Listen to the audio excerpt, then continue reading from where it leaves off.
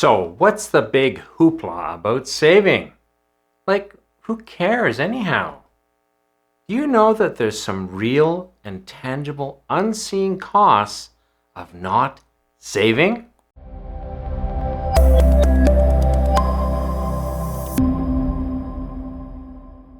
Frank Thomas, Wealth Generation Strategies, and today we're going to be talking about what are the unseen costs of not saving. And let me just tell you, I encounter this attitude all the time in all different ways. And hey, I was like this too at one time. What's the big deal about saving? It's my money and I want to enjoy it now. Believe it or not, I totally get it. Who doesn't want to enjoy their money right now? But what if I told you that you can save and have your cake too?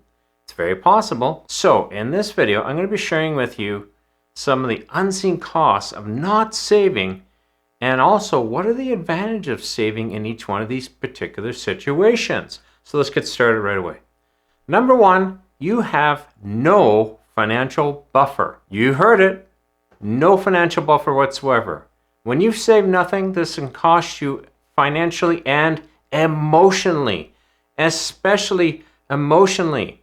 Have you ever had that sinking feeling when you discover something is blowing up on you and you got to pay a whole bunch of money to get it fixed or replace it or something like that? Or let's say you're in a job that you absolutely hate. You want to quit, but you, like most people, you're like a paycheck or two away from bankruptcy.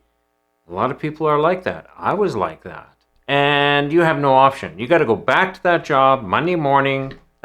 I remember hating Sundays because I knew Monday morning I had to go back to that stinky job. And on Friday I was like, woohoo, let's go, and it was terrible. Those emotional highs and lows are just terrible. And that's what happens when you have no financial buffer. But what if you decided to save? What advantages is this going to give you when it comes to having a financial buffer? Even if you saved $1,000, I know it's not much, but it starts to help you ride out the financial bumps in life. Now, it's not going to cover the situation I'm going to describe here in a second, but it's a beginning. We had a hot water tank die, and I discovered it was going to cost us over $5,000 to replace. It's quite expensive because it was integrated with our in-floor slab heating. I didn't realize it was going to be so expensive. And let me tell you, without a healthy buffer, we would have had to pull out Mr. Visa or Mr. MasterCard to deal with this cost and also deal with the interest going forward.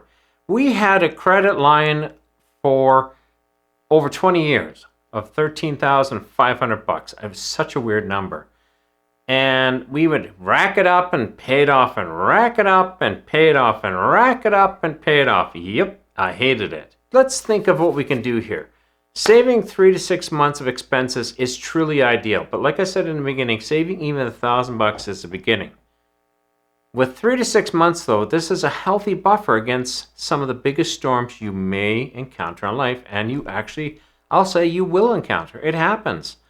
I was watching a video about fixing trucks if you have a diesel truck. And it's not unusual to have to spend $20,000 to replace an engine. And that's a used engine. So it makes sense. So start saving towards that financial buffer. Number two, you have no retirement options. I mean, zilch. Actually, no, let me back up. You might have one, and I'll describe it in a second. Do you know that many people enter the twilight years with nothing? I mean, nothing saved. I remember talking to somebody, and they had debt and nothing saved. They're not only at zero, they're behind the 8 ball. And I've had many people say to me, if I just had a couple extra $100 to supplement my pension, it could make a world of difference for me. Many people then discover that they have no option but the option of to work till death option. Yeah, that's right. You have no time to enjoy the end of life. But you may be only 25 and you would be saying, well, Frank, why should I care? I've got a long way to go. You should. You really, really should. You have a huge time opportunity available to you. Let's take a look at the advantage. Let's say you're 25 years old. You got $20,000 given to you and you go buy a car Or you can invest it. And let's say you get 7% of an annual return. And that's very reasonable.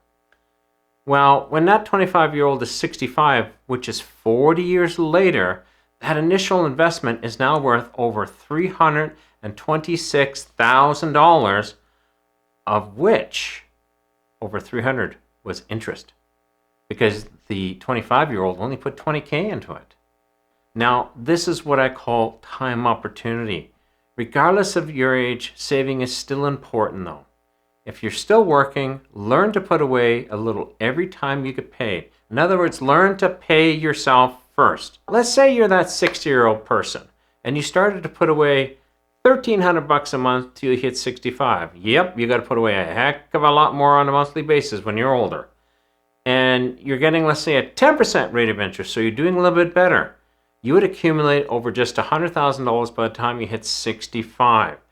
And as can't remember if I mentioned it, but that's at a 10% interest rate. Now, let's say this $100,000 continues to give you that 10%. That would give you an extra $10,000 of yearly income before taxes, or roughly $833. If you're that bloke who just had a couple $100 more can make all the difference in the world, you got it. And all you had to do was save it between 60 and 65. So regardless of the age, you need to save. But before you save another dime, if you're enjoying this video, give it a like. And if you want to see more videos from this guy right here, be sure to subscribe. If you do, thank you very much, and I promise to give you my very best to help you become rich too. Number 3, you have a lack of financial freedom. What? What do you mean by that? Well, what if you want to change careers or take a sabbatical? If you have nothing saved, you have no financial freedom to take advantage of these options. If you have a significant amount saved, it becomes all very possible. Let's take a look at the advantages here. Now, once you've saved a significant amount, you will have a lot less financial stress and more options available to you. You can even consider pre-retirement vacations that you could normally not afford, and you can just decide to draw against your savings. This will definitely require you to put away at least, I'd say, $300,000 to $400,000, and this would give you a very healthy financial safety blanket. I've saved 6 figures in life a few times and reaped significant rewards from it. I've changed careers, I've taken brilliant vacations, I've taken a sabbatical or two. Now, and I think it all comes down to is your life worth it? What is your life worth to you? Do you want to enjoy it to its fullest? With a nice savings account put away, you can start doing the things you can only dream about. Now, it comes down to learning not to nickel and dime yourself to death on purchases. You'll forget by next month, and I promise you that's the truth of it. Choose to make you, that is you, a line item in your monthly expenses and start to pay yourself first. Even if you're only 25. And especially if you're 25, you have a huge advantage, time. Remember the example just a few minutes ago with a 25-year-old and a 60-year-old? Little hint here. The 60-year-old had to put in over 80% of the cash to collect that $100,000. That's why he had to make such huge monthly payments, whereas the 25-year-old put in less than 10% of the total amount. All the rest was interest, over $300,000. Because he had 40 years to let it grow. And the 60-year-old only had 5 years. And he had a higher interest rate. Something to think about. Now, remember that saving is a habit, and habits need to be practiced. If you want to go and be an Olympic star, you can't just work out when you feel like it. You have to work out diligently every day, a couple hours a day. When it comes to finances and building that financial muscle, you have to practice it every single day. You have to learn to say no. No, I'd rather not. Or you do things like you separate and you say, I'm going to save $400 for fun this month, and once it's gone, it's gone. I stop having fun for the month. Personally, I take it out as cash every paycheck. And when my wallet is empty, we stop having fun. And honestly, it's rare that we actually completely run out anymore. We just meter it out, and we know that we only have so much. And also a little hint for you here. Take advantage of life's little cash windfalls. These are times when all of a sudden you get money that you were not expecting. So instead of spending that windfall, save it. Remember, the dollar you save today could be worth more than $100 after 30 years. You heard it right. 30 years, that $1 can turn into $100 with compound interest. So I'm going to use my most favorite expression. Don't rob from your future self. Something to think about it once again. So are you on board to save? And if you are, what if you want to save a little bit faster? Well, be sure to check out my video called Extreme Wealth Shortcuts. It should be showing up on the screen right about now. And it covers a few extreme shortcuts that can build wealth much, much faster. Check it out. I'm sure you're going to really enjoy it. But be sure to also consider start saving today. Even 20 bucks. 20 bucks could be worth so much more in the future. And now you're starting to build that financial saving muscle. Frank Thomas here. I hope you've enjoyed the video. And I say to you right now, let's get saving.